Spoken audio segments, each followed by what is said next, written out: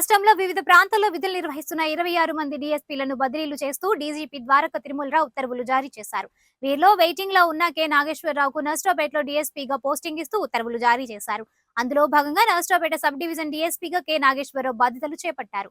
అందులో భాగంగా ఆయన మాట్లాడుతూ నర్సరావుపేట సబ్ డివిజన్ పరిధి నందు లా అండ్ ఆర్డర్ ప్రాబ్లం రాకుండా, ఎక్కడా అవాంఛనీయ సంఘటనలు జరగకుండా, అసాంఘిక కార్యక్రమాలు పాల్పడితే శాంతి భద్రతలకు విఘాతం కలిగిస్తే ఉపేక్షించేది లేదని తెలియజేశారు.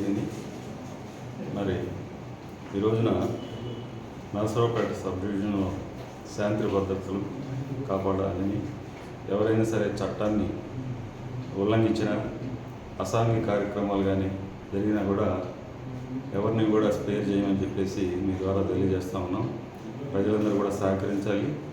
ఎప్పుడు కూడా శాంతి భద్రతలు క్రమశిక్షణలోనే ఉంటే రాష్ట్రం అభివృద్ధి చెంది ప్రజలు కూడా జీవన విధానం కూడా సుఖశాంతులతో ఉంటుందని ఆశిస్తూ ఉన్నాం.